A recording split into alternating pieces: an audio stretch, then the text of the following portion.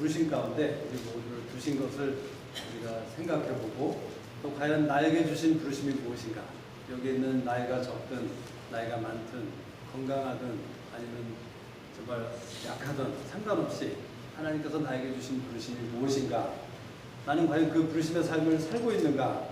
또 어떤 삶이 어떻게 사는 것이 부르심의 삶을 사는 것인가. 이런 것들을 그 사도 바울의 부르심을 통해서 우리가 좀 생각해보는 그런 시간을 가지고자 합니다.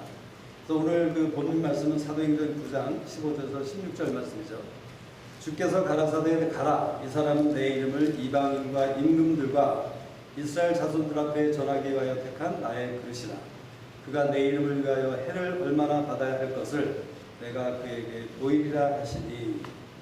그래서 여기 부르심을 가진 자는 5가지로 제가 나누기를 원하는데요. 그 5가지 부르심을 받은 자가 어떤 사람인가, 무엇을 받을 수 있는 자인가, 무엇을 누릴 수 있는 자인가, 이런 것들을 5가지로 나눠서 생각하기를 원합니다. 첫 번째로는 전하기 위하여라는 그 위하여라는 단어를 볼 때 하나님께서 우리에게 부르심을 주실 때, 바울에게 부르심을 주실 때는 하나님만이 가지신 그 어떤 부르심의 목적이 있었다는 것이죠. 이유가 있었다는 것이죠. 그렇죠?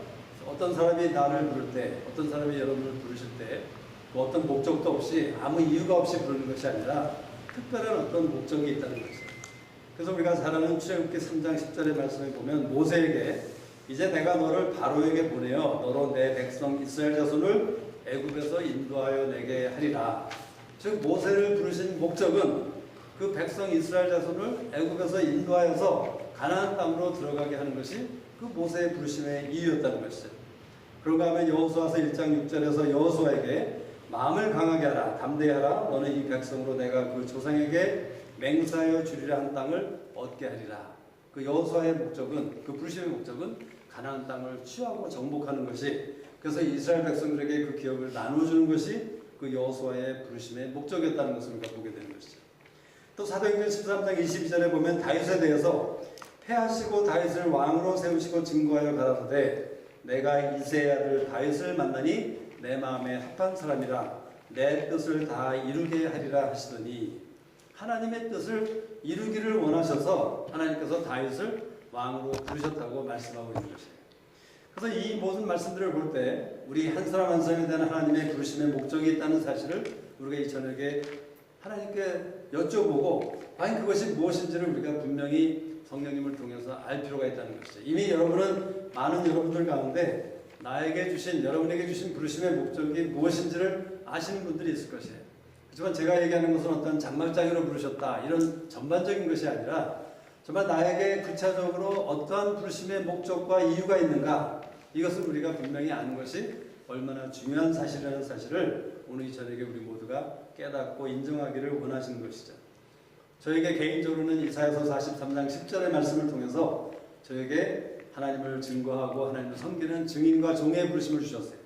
근데 그 부르심에 의하면 나 여호와가 말하노라 너희는 나의 증인 나의 종으로 택함을 입었나니 이는 너희로 나를 알고 믿으며 내가 그인 줄 깨닫게 하려 합니다. 다시 말하자면 저의 부르심을 통해서 하나님께서는 저에게 하나님을 알기를 원하셨고 또 하나님을 인정하기를 원하셨고 또 하나님을 믿는 그런 사람이 되기를 원하신 것이 저에 대한 하나님의 부르심의 목적이었다고 말씀해 주셨던 것이죠. 그래서 저는 이 말씀을 제가 마음으로 정말 마음에 새기고 믿음으로 취하고 이 말씀을 위해서 저는 살고 있습니다. 우리가 그 부르심의 목적, 여러분 한 사람 한 사람에게 하나님이 주신 부르심의 목적이 있다는 사실을 우리가 인정할 필요가 있는 것이죠. 나에게는 그러한 부르심의 목적이 있을 수가 없다. 나는 예외다. 이런 일이 없다는 것이에요. 그래서 오늘 이 저녁에 하나님께서 나에게 주신 나를 향한 하나님의 부르심의 목적이 무엇인가를 우리는 분명히 알고 갈 필요가 있다는 것이죠. 부르심의 목적을 믿는 자는 어떤 사람입니까? 그는 올바른 아이사이트, 올바른 비전을 가지게 되는 것이에요. 다윗이 그 골리앗과 싸울 때 이렇게 선포합니다. 이 할례 없는 블레셋 사람이 누구간데 하나님의 군대를 모욕하겠느냐. 사무엘상 17장 26절의 말씀이죠. 다윗은 자기 자신이 하나님의 백성으로 할례를 통해서 언약 가운데 있는 그 하나님의 백성이 된 언약의 백성이라는 그 부르심을 가진 사실을 분명히 알고 있었어요. 그리고 상대방에 대해서 사람들이 우리의 사람의 눈으로 볼 때는 골리앗이라는 그 사람이 키도 굉장히 크고 거인이고 힘도 굉장히 세고 도무지 내가 가진 힘이나 내가 가진 무기로는 그 골리앗을 감당할 수 없는 삶이라고 느낄 수밖에 없는 그런 사람이었지만 그가 자기 부르심의 목적을 분명히 알고 그 골리앗이라는 대적을 보았을 때 믿음의 눈으로 보았을 때 그 골리앗은 어떤 사람이었습니까? 할례받지 못한 기껏해야 고작해야 블레셋 사람 할례받지 못한 이방인이었다는 사실을 다윗이 그 어린 소년 다윗이 그렇게 믿음의 고백을 하고 있는 것이에요. 여러분 우리가 부르심의 목적을 분명히 알고 믿는 자에게는 하나님께서 주는 축복이 있다는 것이죠. 올바른 비전을 가지게 된다는 것이에요. 먼저는 나 자신에 대해서 내가 누구인가를 분명히 알게 됩니다. 사실 우리 많은 사람들 가운데 우리 공동체 가운데 있는 사람들 중에 믿는 사람들이고 오랫동안 믿음 생활을 했지만 또 많은 훈련을 받아왔지만 나 자신에 대해서 내가 누구인지를 분명히 하나님이 보시는 눈으로 보지 못하기 때문에 나는 쓸데없는 사람, 나는 죄인, 나는 정말 할 수 없는 자, 나는 가망성이 없는 자 이런 생각들로 인해서 우리가 얼마나 어려움을 겪고 자기 자신뿐만 아니라 그러한 상황을 통해서 다른 사람들에게 어려움이 되고 힘든 일을 하는 그런 사람들이 종종 있을 수 있다는 것이죠. 내 자신에 대해서 우리가 분명히 하나님이 보시는 내가 누구라는 사실을 우리는 분명히 알 필요가 있다는 것이에요. 근데 하나님이 나를 부르신 그 부르심의 목적을 알 때에 우리 가운데 나 자신에 대한 그 비전을 하나님이 보시는 내가 누구인지를 우리가 분명히 알 수 있게 된다는 것이죠. 대적에게 대해서 우리가 분명히 알게 됩니다. 저 대적이 어떤 대적인지 어떤 것을 할 수 있는 사람이고 어떤 것을 할 수 있는 존재이고 나에게는 어떤 가치밖에 없는 그런 존재라는 사실을 분명히 파악하고 분별할 수 있게 된다는 것이에요. 또는 상황에 대해서 우리는 분명한 하나님이 보시는 시각을 가지게 되는 것이죠. 여러분 우리가 상황이 어려울 때마다 우리는 어떤 사람입니까? 어려우면 두려워하고 물이 없으면 물 달라고 불평하고 하나님을 원망하고 모세를 원망하고 하는 그런 모습들이 우리의 모습이라는 것이에요. 그렇지만 어떤 상황이 닥쳐올 때마다 그 상황에 대해서 나의 부르심이 어떠한 목적이 있다는 사실을 내가 알게 될 때, 그래서 그것을 믿게 될 때는 우리는 그 상황에 대한 분명한 픽처를 우리가 가지게 된다는 것이에요. 그래서 우리가 그 상황을 이해하고 분별하기 때문에 언더스탠딩이 있는 것이죠. 지혜가 있는 것이에요. 그것에 대해서 더 이상 보통 사람들이 두려워하고 보통 사람들이 할 수밖에 없는 그러한 반응을 하는 사람들이 아니라 하나님이 기뻐하시는 특별한 반응을 할 수 있는 그런 사람이 될 수 있다는 것을 우리가 기억할 필요가 있는 것이죠. 부르심의 목적을 믿는 자는 손이 강하여집니다. 기드온에게 일어났던 일이죠. 사사기 6장 11절에 10절과 10절에 이렇게 말씀하십니다. 만일 내가 내려가기를 두려워하거든 내 부하 불안을 내리고 그 진으로 내려가서 그들의 하는 말을 들으라. 그 후에 내 손이 강하여져서 능히 내려가서 그 진을 치리라 라고 하나님께서 약속하시죠.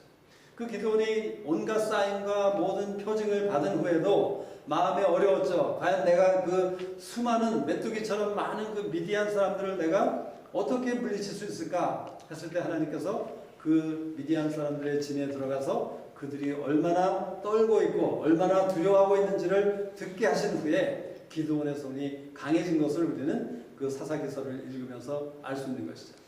그러니까 하나님의 부르심의 목적이 나에게 어떤 것이라는 사실을 우리가 분명히 알 때는 우리의 손이 강해지는 것입니다. 그렇다면 내 손이 강해질 때 내가 인간적인 손으로 할 수 없었던 일, 제가 지금 제 손으로 들 수 있는 무게가 얼마가 되겠습니까? 그러나 제가 하나님께서 나로 하여금 내 손을 강하게 할 때는 내가 들 수 없었던 것, 내가 할 수 없었던 그런 일들을 할 수 있게 되는 것이 하나님의 축복의 일이라는 사실을 우리는 기억할 필요가 있다는 것이에요.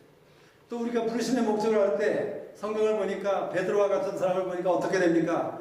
아주 특별한 엑스트라 오르너리 커리지를 갖게 되는 것이에요. 용기를 갖게 되는 것이에요. 담대함을 갖게 되는 것이죠. 베드로와 요한이 주님의 부활을 증거하다가 사두개인과 제사장들이 그들을 핍박합니다. 그랬더니 베드로가 뭐라고 선포합니까? 하나님 앞에서 너희들 말 듣는 것보다 하나님 말을 듣는 것이 옳지 아니하냐? 우리는 보고 들은 것을 말하지 아니할 수 없다 라고 그들 앞에 담대하게 선포하는 그런 용기와 담대함을 우리가 보게 된다는 것이죠. 혹시 여러분 자신에 대해서 나는 왜 이렇게 좀 수줍고 나는 왜 이렇게 담대하지 못할까?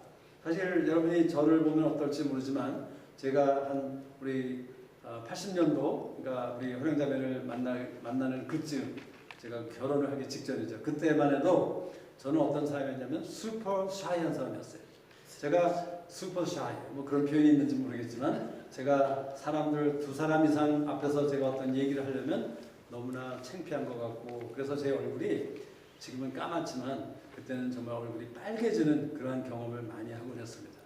근데 제가 하나님 안에서 하나님의 부르심을 알게 되면서부터 제가 조금씩 담대해지고 제가 말들을 할 수 있는 입술에 그 하나님의 말씀을 담는 그런 입술을 가질 수 있도록 하나님께서 은혜를 주시는 것이죠. 여러분 우리가 하나님의 부르심의 목적을 알고 믿게 될 때 우리는 그러한 특별한 은혜를 가지게 되는데 담대함을 가지게 된다는 것이에요. 혹시 우리 가운데 나는 좀 담대해지고 싶다 그런 마음의 소원이 있는 분이 있으실 것 같아요. 특히 이쪽에 앉은 어떤 자매님 한 분 그런 소원이 있을 것 같아요. 그 마음의 소원을 오늘 저녁에 하나님께서 들어주시기 원하십니다. Only if 자매님이 정말 그 하나님께서 나에게 주신 그 부르심의 목적이 무엇인가 하나님께 물어보고 그 부르심의 목적을 알게 될 때 오늘 이 저녁에 하나님께서 자매님을 변하게 하실 것이에요. 정말 자매님으로 하여금 지금까지 사람들 앞에서나 또는 가족들 앞에서나 또는 어떤 공동체 앞에서나 많은 대중 앞에서 어떤 상황 앞에서 담대하지 못하고 수줍어하고 부끄러워하고 약한 사람처럼 행동해 왔다면 그런 삶을 살 수밖에 없었다면 이제 하나님께서 자매님을 그런 엑스트라 커리지를 가진 그런 사람으로 변화시키기를 원하시는 것이 하나님의 뜻이라고 말씀하시는 것이죠. 우리가 부르심의 목적을 믿고 살아갈 때 또는 우리가 부르심의 목적을 믿고 우리가 어떤 하나님의 일들을 할 때 그 가운데 무슨 일이 일어납니까?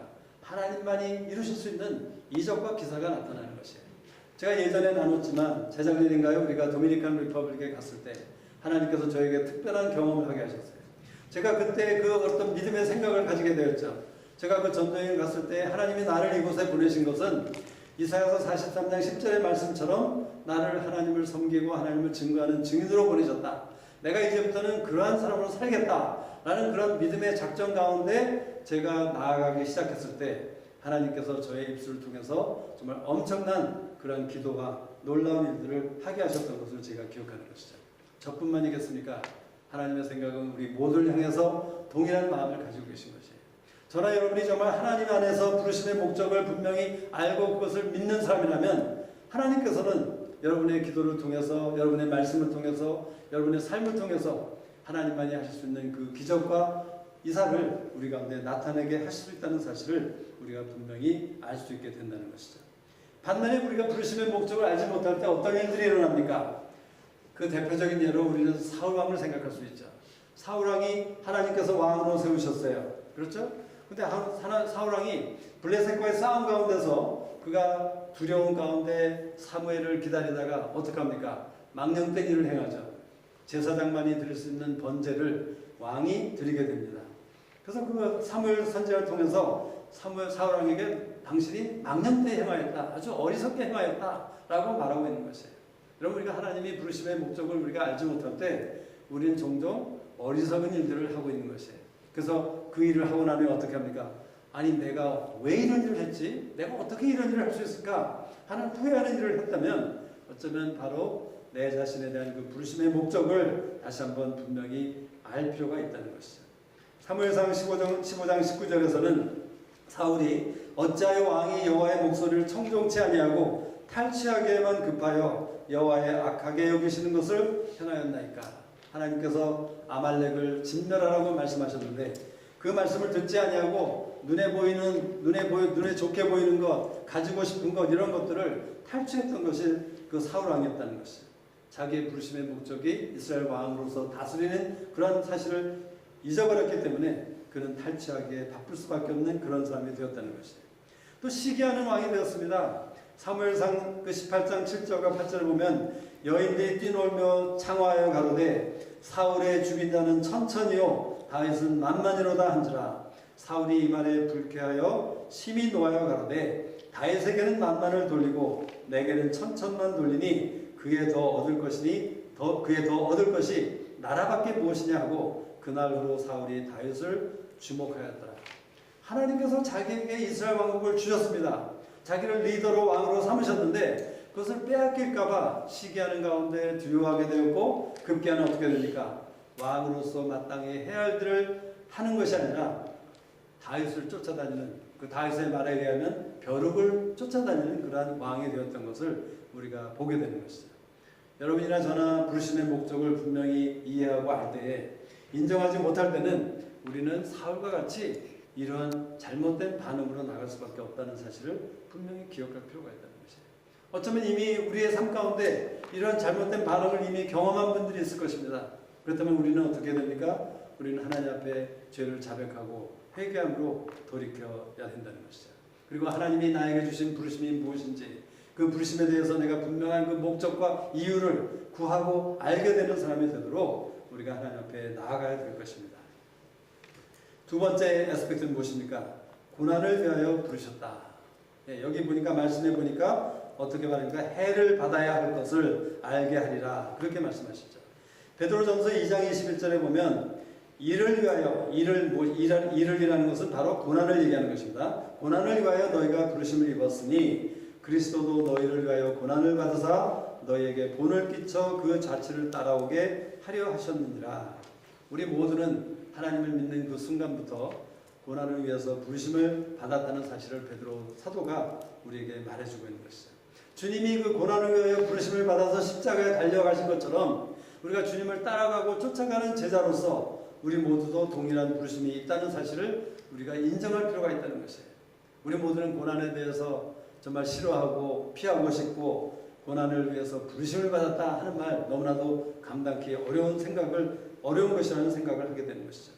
그렇지만 이 고난의 부르심은 어쩌면 우리에게는 특별히 그 부르심에 대해서 우리가 심각하게 신중하게 정직하게 생각하는 사람이라면 이 고난이라는 것은 어쩌면 선택 과목이 아니라 어쩌면 필수 과목이라는 사실을 우리가 이해하고 인정할 필요가 있다는 것이죠. 아마 이것에 대해서 100% 수긍하기가 어려울 수 있습니다. 또 지금 당장 수긍하지 않으셔도 됩니다.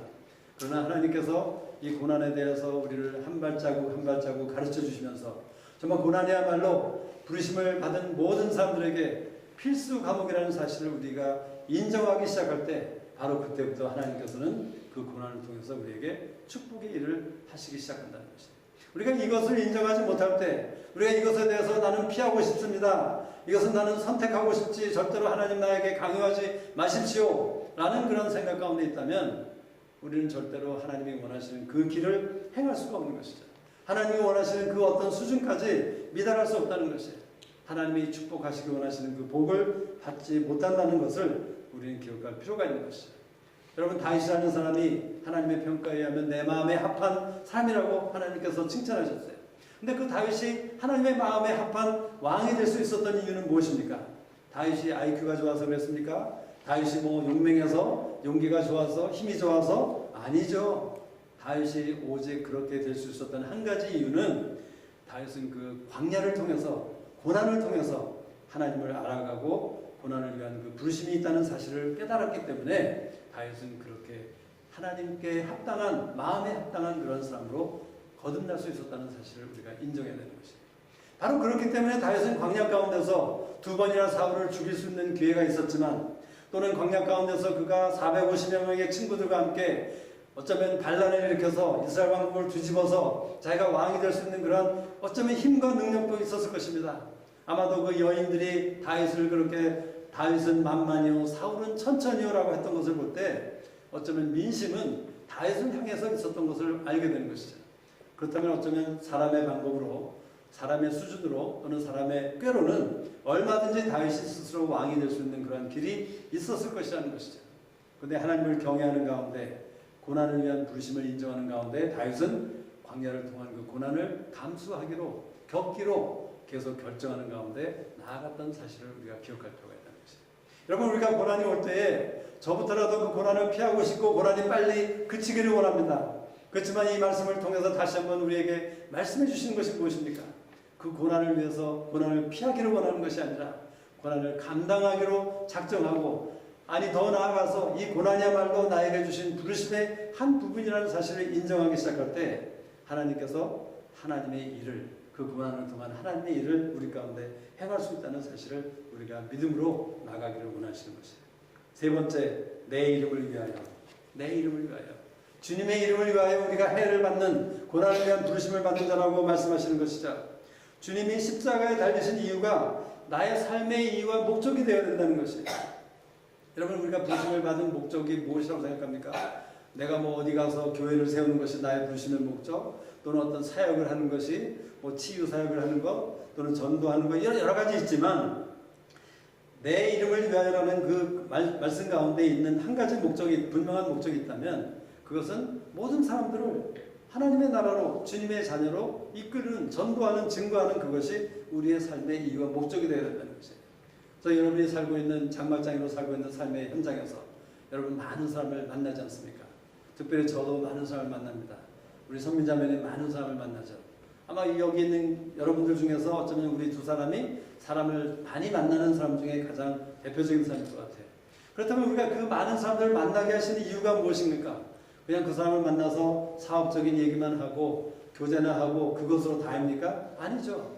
내가 만약 하나님의 부르심의 목적을 알고 추구하고 그것을 알기를 소원하는 사람이라면, 그 목적을 이루기를 원하는 사람이라면 우리는 언제나 항상 한 가지 우리가 유의해야 될 것이 있는데, 그것은 그 사람을 만날 때마다 그 사람이야말로 하늘나라로, 천국으로 인도해야 될, 주님의 자녀로 인도해야 될 그런 목적이 우리 가운데 있다는 사실을 우리가 인식하는 가운데 그 사람과의 관계를 우리가 유지해야 될 필요가 있다는 것이죠. 두 번째, 내 이름을 위하여라는 의미는 무엇입니까? 주님의 길을 따라서, 주님의 생각을 따라서, 주님의 성품을 따라서 그 부르심의 일을 감당하는 것이 바로 내 이름을 위하여라고 우리가 생각할 수 있는 것이죠. 이사야서 53장에 보면 죄인을 위해 해를 받으시되 입을 열지 아니하시고 괴사가 없었으며 강포가 없으신 주님이었다라는 사실을 이사야서 53장에 기록하고 있죠. 주님께서는 죄가 되셨습니다. 죄가 하나도 없으신 분이시지만 죄가 되셔서, 우리 대신에 죄가 되셔서 십자가에 달려 돌아가시는데 그 어떤 핑계나 이유나 또는 어떤 그 피할 길을 구한 것이 아니라 입에서 아무 말도 하지 아니하시고 괴사가 없으시고 강포가 없으신 가운데 그 십자가의 길을 순복하시면서 그냥 그 길을 걸어갔던 주님인 것을 우리가 기억해야 된다는 것이죠. 이 주님의 길을 따라서 간다. 내 이름을 위하여 고난을 당한다. 내 이름을 위하여 하나님의 부르심을 감당한다는 것을 가장 잘 표현하고 있는 것이 다윗의 시편 17편의 고백입니다. 여호와여, 정직함을 들으소서. 나의 부르짖음에 주의하소서. 거짓되지 않은 입술에서 나오는 내 기도에 귀를 기울이소서. 나의 판단을 주 앞에서 내시며 주의 눈은 공평함을 살피소서. 주께서 내 마음을 시험하시고 밤에 나를 권고하시며 나를 감찰하셨으나 흠을 찾지 못하셨으니 내가 결심하고 입으로 범죄치 아니하리이다. 사람의 행사로 논하면 나는 주의 입술의 말씀을 쫓아 스스로 삼가서 강포한 자의 길에 행치 아니하여 싸우며 나의 걸음이 주의 길을 굳게 지키고 실족치 아니하였나이다. 하나님이여 내게 응답하시겠는거로 내가 불러싸우니 귀를 기울여 내 말을 들으소서. 자, 우리 이 1절에서 6절까지의 말씀을 자세히 들여다보시면 여러분과 한번, 저 자신과 여러분의 반응과 이 다윗의 반응을 한번 비교해 보십시오. 정직함을 들으소서, 부르짖음에 주의하소서, 거짓되지 않은 입술. 우리의 입술 가운데 얼마나 거짓된 입술인 것을 우리가 생각해 볼 필요가 있는 것이죠. 나의 판단을 주 앞에서 내시며 주의 눈은 공평함을 살피소서. 내 마음을 시험하시고 밤에 나를 권고하시며 나를 감찰하셨으나 흠을 찾지 못하셨으니, 하나님께서 다윗의 마음을 감찰하시고 시험하셨는데 아무 흠도 찾지 못하셨대요. 우리의 마음은 어떻습니까? 아무도 보지 못하는, 아무도 깨닫지 못하고 볼 수 없는 내 마음속, 여러분의 마음속에 어떤 것이 들어가 있습니까? 다윗의 마음속에는 아무 흠도 찾지 못할 정도로 깨끗했다고, 순결했다고 고백하고 있는 것이에요. 그런 반면에 우리의 마음은 얼마나 하나님을 믿는다고 하면서, 하나님을 사랑한다고 하면서, 또 사랑하자고 기도를 한다고 하면서도 우리의 마음속에 얼마나 하나님이 보시기에 잘못된 더러움과 흠이 가득 차 있는 그러한 우리의 마음인 것을 우리가 생각해 볼 필요가 있는 것이죠. 그는 결심하고 입으로 범죄치 아니하리다라고 결심했어요. 정말 입에 대해서 여러 번 얘기하시는 것을 보면 얼마나 우리 사람들이라는 것이 얼마나 입으로 범죄를 잘 짓는 사람이라는 것을 얘기하는 것이죠. 그렇죠? 생각해보면 그렇지 않습니까? 저나 여러분이나 우리의 입술로 얼마나 범죄를 잘하는 사람인지 성경에서는 계속해서 입과 입술에 대해서 말씀하고 있는 것이라는 것이죠. 근데 다윗처럼 입으로 범죄치 아니하기를 결심하는 그런 사람이 되기를 원하시는 것이에요. 그랬을 때 결론 15절은 뭐라고 말씀하십니까? 나는 의로운 중에 주의 얼굴을 보리니 깰 때에 주의 형상으로 만족하리이다.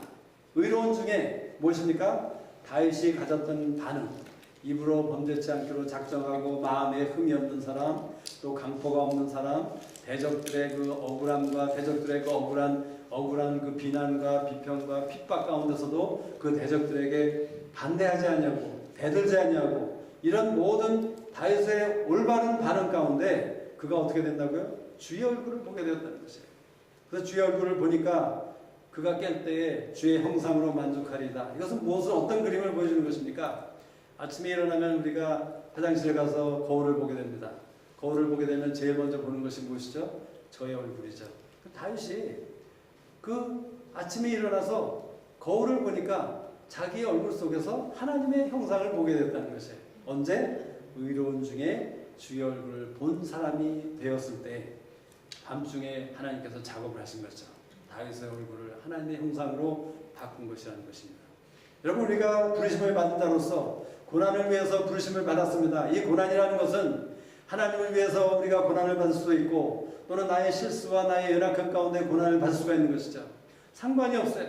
여러분, 이 사실은 굉장히 중요한 사실입니다. 우리는 흔히 그러한 정죄감 가운데 있습니다.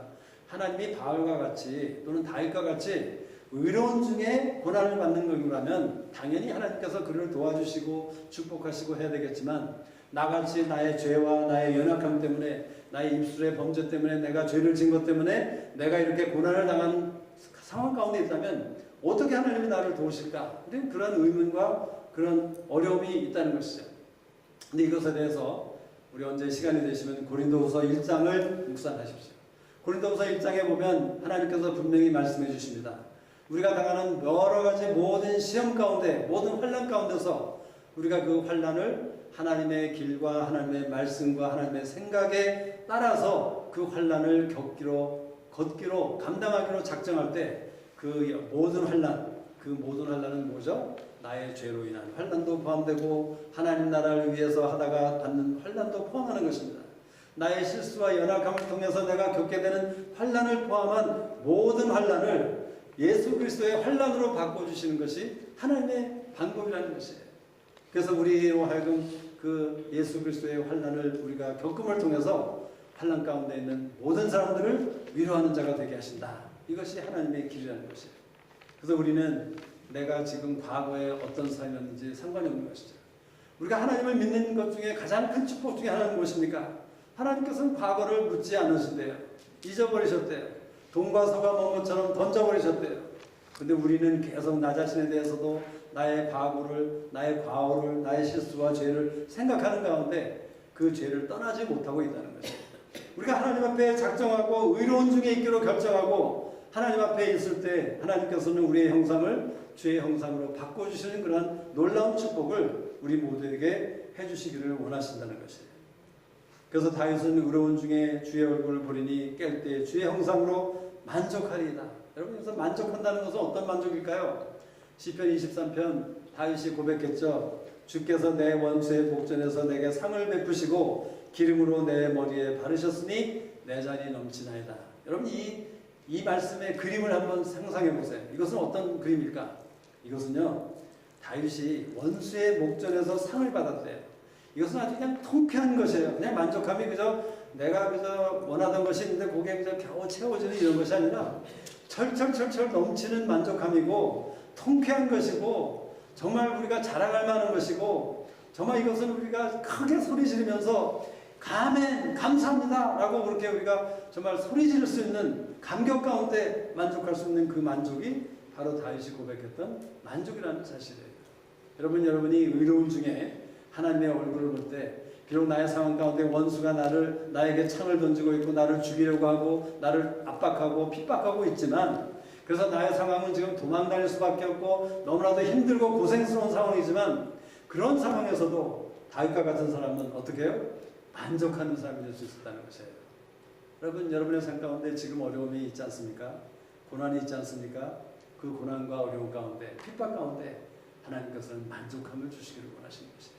우리 모두 믿는 사람들에게는 이 하나님이 주시는 특별한 만족감을 누릴 수 있는 그런 축복이 우리에게 그 권리가 있다는 것이에요. 그래서 우리가 흔히 뭐라고 얘기합니까? 우리는 하나님 앞에서 spoiled to be ordinary, 보통 평범한 사람이 되기에는 글러버린 사람이다 라고 얘기하지 않습니까? 우리 그 말씀을 우리 자매님 믿으시죠? 우리 형사님 믿으시죠? 아멘 하셨어요? 우리 모두가 그 말씀에 대해서 우리가 믿고 있습니다. 내 삶이 하나님 앞에서 정말 특별한 삶이 되기를 원하는 그런 우리가 믿음 가운데 있다는 것이죠. 근데 그러한 삶을 살 수 있는 비결이 무엇입니까? 우리가 의로운 중에 고난 가운데, 의로운 중에 그 고난의 부르심을 감당할 때 우리는 그러한 만족을 받을 수 있다는 것이죠. 네 번째 영역은 무엇입니까? 나의 택한 그릇이다 라고 말씀하셨어요.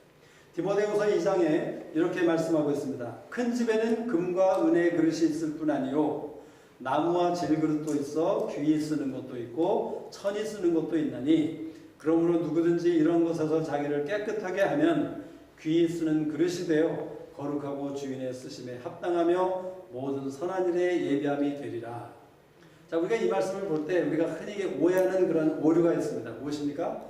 하나님의 집에는 귀한 그릇이 있고 천한 그릇이 있구나. 아니에요. 이 말씀을 자세히 볼 때 절대로 하나님이 그렇게 말씀하지 않습니까? 말씀하지 않습니다. 귀하게 쓰이는 그릇이 있고 천하게 쓰이는 그릇이 있다라고 말씀하시는 것이에요. 여기서 한국말 표현에는 천하게 쓰이는 그릇이다라고 표현했지만 사실은 영어 표현을 보면 그냥 ordinary, 그냥 보통 일상적인 사용도다라는 그런 표현이에요. 그 한국말은 좀 더 아주 나쁘게 부정적으로 이렇게 표현을 한 것 같아요. 근데 우리가 달란트 비유를 볼 때 하나님께서 어떻게 하십니까? 2달란트를 만든 사람이나 5달란트를 번 사람에게 동일한 칭찬을 하셨어요. 그리고 절대로 2달란트 받은 사람이 주인의 입장에서 볼 때 더 훌륭한 사람이고 5달란트 받은 사람은 더욱더 훌륭한 사람이다. 이렇게 비교하지 않으셨다는 것이에요. 그 달란트 비유를 보거나 이 그릇의 비유를 볼 때 하나님께서 우리에게 말씀하신 원칙은 무엇입니까? 우리 모두는 여러분이 자매님은 금그릇이 될 수도 있고 저는 은그릇이 될 수도 있고 어떤 분은 토기 그릇이 될 수도 있고 어떤 분은 나무 그릇이 될 수 있다는 것이에요. 하나님께서 절대로 그 그릇에 대해서 금그릇이니까 나무 그릇보다 당신은 낫다 이렇게 얘기하지 않으신다는 것이에요. 다만 오로지 사용도가 다르다는 사실을 우리가 알 필요가 있는 것이에요. 여러분 큰 집에는 여러 그릇이 있어야 된대요. 여러분 큰 집이라고 해서 좋은 집이라고 해서 금그릇만 있겠습니까? 그런 건 이상하죠. 안 되죠. 조화가 되지 않습니다. 큰 집이라도 아무리 훌륭하고 비싼 집이라도 그 집에는 금그릇도 필요하고 은그릇도 필요하고 나무그릇도 필요하고 토기그릇도 필요한 것이에요. 내가 금그릇이든 은그릇이든 토기그릇이든 중요한 것은 그것이 아니라 중요한 것은 무엇입니까? 내가 과연 토기그릇이지만 귀하게 쓰이는 그릇인가 아니면 천하게 쓰이는 그릇인가 이것이 중요하다는 사실을 우리는 생각해 봐야 된다는 것이죠. 근데 그 귀하게 쓰이려면 어떻게 해야 된다고 말씀하십니까? 21절에 가서 누구든지 이런 것에서 자기를 깨끗하게 하면 이런 것이 무엇이죠? 그 사도 바울이 이 디모데 후서에서 얘기하고 있는 것이 무엇이냐면 그 디모데 교회에 문제가 있었습니다. 그 후메네오라는 사람과 빌라덴가 뭐 그런 이름을 가진 두 사람이 아주 그 godless chattel, 그러니까 하나님이 빠진 쓸데없는 이야기, 다시 말하자면 왜 우리가 가십이라고 그러죠. 가십 또는 뭐 쓸데없는 말 또는 그냥 툭툭툭 하는 말들, 그 하나님이 빠진 그런 말들 가운데 그들이 어떤 주장을 했냐면 부활은 이미 지나간 것이다. 이제는 과거의 것이다. 그러니까 앞으로 죽은 사람이 다시 살아날 이유가 없다. 부활은 더 이상 없다라는 그러한 잘못된 이론을 가르치고 있었어요. 그런데 그것에 대해서 바울은 그것이 그 쓸데없는 망령된 일이라고 얘기하면서 그러한 것에서 특별히 우리 자신을 깨끗게 하라고 말씀하고 계셨어요. 물론 영어 성경에 보면 불의해서 깨끗게 하라. 불의는 무엇입니까? 우리의 죄죠. 우리 삶 가운데 저나 여러분이 지을 수 있는 그런 죄에서 우리를 깨끗게 하되 특별히 망령된 그런 속담에서 godless chatter에서 우리 자신을 깨끗게 하지 않으면 이건 큰 문제라고 얘기하시는 것이에요. 우리가 그것을 깨끗게 하지 못할 때 우리는 절대로 아무리 내가 많은 훈련을 받았고 아무리 내가 신앙의 연륜이 있고 아무리 내가 믿음이 좋다고 여길지라도 우리는 하나님의 집에서 귀하게 쓰일 수 없다는 것이에요. 이것은 하나님이 우리에게 주시는 엄중한 경고입니다. 특별히 아까도 말씀드렸지만 우리 모두가 오늘 이 저녁에 다시 한번 작정할 필요가 있는 것은 나의 입술에 대해서 우리가 다시 한번 작정할 필요가 있는 것이죠. 내가 담고 있는 말들, 내 입술을 통해서 흘러나오는 말들이 과연 어떤 말들인가? 과연 그것이 경건한 말인가? 과연 그것이 하나님이 인정할 수 있는 말들인가? 이런 것들 우리가 심각하게 생각해 봐야 된다는 것이에요. 우리가 이것을 깨끗게 하지 않으면 우리는 아무리 금그릇이라고 할지라도 천이 쓰이는 그릇밖에 되지 못한다는 것이에요. 우리가 깨끗게 할 때 하나님께서 어떤 축복을 말씀하십니까? 귀 쓰는 그릇이 된다. 거룩한 그릇이 된다. 여러분 거룩한 그릇이 어떤 그릇이죠? 하나님이 부르시는 특별한 목적을 위해서 따로 set aside, 따로 이렇게 정해지는 것이죠. 이 말씀을 보면서 제가 사도행전 13장의 말씀을 생각하게 되었어요. 바울과 바나바, 그때는 사울과 바나바와 사울이었죠. 바나바와 사울이 안디옥 교회에 그 교사로 있었습니다. 근데 그 안디옥 교회에 5명의 교사가 있었다는 거 그 성경은 기록하고 있는데 그 5명 가운데 바나바와 사울이 주를 금식하며 섬겼다 이렇게 기록했죠. 근데 그런 사람에게 하나님께서는 어떻게 하십니까? 그들을 따로 불러 세우셔서 내가 시키는 일을 위하여 따로 불러 세우시는 그러한 축복을 주셨다는 것이에요. 그래서 그들이 어떻게 됩니까? 세계의 전도 첫 발자국을 디디게 되는 두 사람이 되었던 것이에요. 여러분 우리가 깨끗해 하여서 내 자신을 귀하게 쓰이는 그릇이 되게 할 때 우리는 또한 거룩한 그릇이 되는 것이에요. 하나님이 원하시는 특별한 목적을 위해서 쓰임을 받을 수 있는 그런 그릇이 된다고 말씀하고 있는 것이에요. 하나님은 우리 모두를 사울과 바나바처럼 그래서 나중에 사울과 같이 우리를 하나님이 특별히 정하신 그런 부르심에 쓰임을 받기를 원하는 그런 사람이 되기를 원하는 것이에요. 또 주인의 쓰임에 합당하다. useful to the master. 여러분 주인에게 합당한, 주인에게 소용있는, 가치 있는 그런 그릇이 되어야 되지 않겠습니까? 이런 그릇이 누구였죠? 성경에 보면 누굴까요? 성경에 어떤 사람이 그 주인에게 합당한 사람이었습니까? 모세입니다. 모세는 나의 온 집에 충성된 자니라 라고 하나님께서 인정하셨어요. 하나님께서 그 하나님의 온 집을 다 떠맡길 수 있을 정도로 신뢰할 수 있는 사람이 모세였다는 것이에요.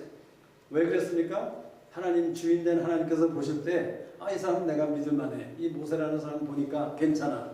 내가 이 사람에게는 나의 모든 것을 맡길 수 있겠다. 해서 하나님께서 나의 온 집에 충성된 종이라고 했다는 것이죠.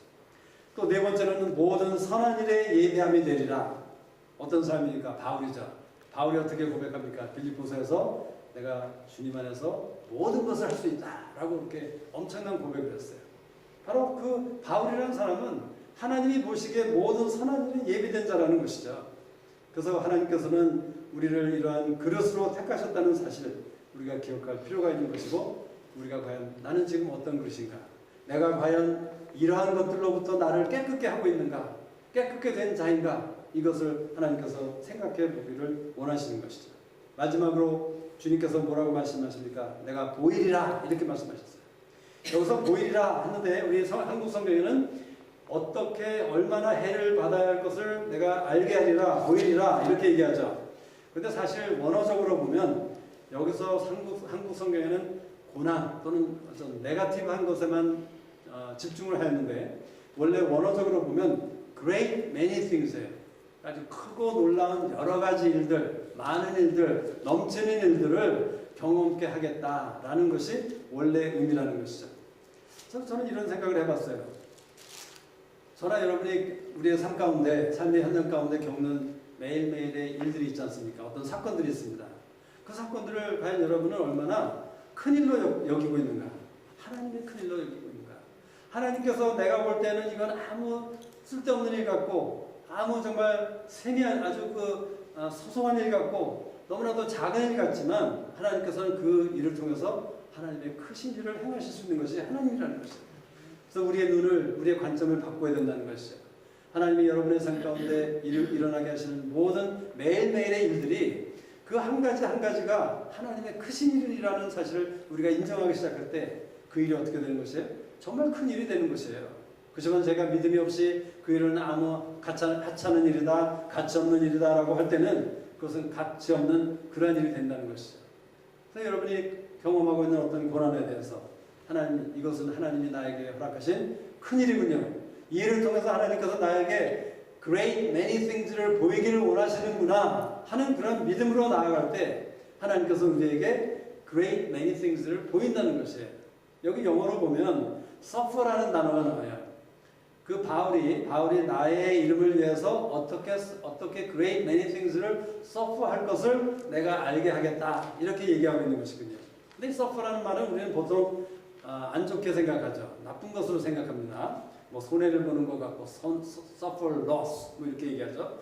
그런데 사실 이 원어의 의미를 보면 이 suffer great many things라는 것을 보면 이 suffer라는 단어는 좋은 것도 경험하게 하는 거고 나쁜 것에서 사용할 수 있는 것이 이 단어라는 것이에요. 다시 말하자면 여기 원어의 의미는 바울로 하여금 나의 great many things를 좋은 것이든 나쁜 것이든 바울로 하여금 알게 하리라, 경험하게 하리라, 누리게 하리라 하고 말씀하신 것이 하나님의 말씀이라는 것이에요. 제가 예배 전에 우리 허령자매에게 그렇게 농담했습니다. 자매, 참 나를 이렇게 오늘 이 저녁에 서프하게 한 것 참 고마워 이렇게 얘기했어요. 왜 그러냐면 사실 원래 오늘은 허령자매님이 말씀을 나눌 차례인데 어저께 저녁 때 갑자기 다 햇세지더니 저에게 한 가지 부탁이 있는데 들어주는구나. 이게 또 갑자기 무서워졌죠. 두려워졌죠. 그래서 제가 잠깐 생각해보고 들어보고 했는데 결국 그 부탁은 바로 이제 오늘 본인 대신에 말씀을 전하는 것이었어요. 그래서 제가 갑자기 말씀을 준비하게 되면서 서프했습니다. 좀 힘들었어요. 그렇지만 이 단어를 생각해 볼 때 이 서프라는 단어는 힘들다, 그냥 당했다 이런 것이 아니라 누렸다라고 표현하는 것이 제일 믿음에 가까운 생각이라는 것을 제가 깨닫게 되었어요. 그래서 생각해 보니까 제가 얼마나 오늘 하루 종일 사무실에서 일을 하면서 말씀을 보면서 준비하면서 제가 서프한 삶인지 당했다는 것이 아닙니다. 오해하지 마세요. 제가 믿음으로 고백하는 것은 제가 하나님께서 얼마나 제가 이 하루 종일 그 시간을 저에게 누리게 하셨다는 사실을 제가 알게 되었다는 것이에요. 하나님께서는 우리 모두에게 부르심을 받은 부르심의 목적을 아는 사람들에게 great many things를 보이기를 원하세요. 근데 그 great many things 가운데는 darkness도 있고 빛도 있는 것입니다. 또 환난도 있고 평안도 있다는 것이에요. 여러분 제가 자주 인용하는 이사야서 45장의 말씀 아시죠? 이사야서 45장의 말씀을 하면 45장 7절에 나는 빛도 짓고 어둠도 창조하며 나는 평안도 짓고 환난도 창조하나 하나니 나는 여호와라 이 모든 일을 행하는 자니라 하였노라. 하나님께서는 우리 삶 가운데 있는 나쁜 일, 좋은 일, 기쁜 일, 슬픈 일 모든 것을 통해서 모든 것을 하나님께서는 나의 great things라고 얘기하시는 것이에요. 절대로 이것은 나쁜 일이다, 이것은 좋은 일이다 라고 구분하지 않으시는 것이에요. 우리가 믿음으로 그 하나님의 모든 일들을 크신 일로 생각하고 여기기 시작할 때 그 일 가운데서 우리는 무엇을 보게 되는 것입니까? 좋은 것을 보게 되는 것이에요. 하나님께서 천지를 창조하신 후에 보시기에 매우 좋았더라 라고 말씀하신 것처럼 하나님께서 우리에게 겪게 하시고 경험케 하시는 모든 고난과 환난과 좋은 일과 기쁜 일들 모든 것들을 통해서 우리가 보기에 하나님이 보시기에도 좋지만 우리가 보기에도 좋은 그러한 일들이 일어날 것을 우리가 기대할 수 있는 것이죠. 우리 잠깐 적용하는 시간을 가지고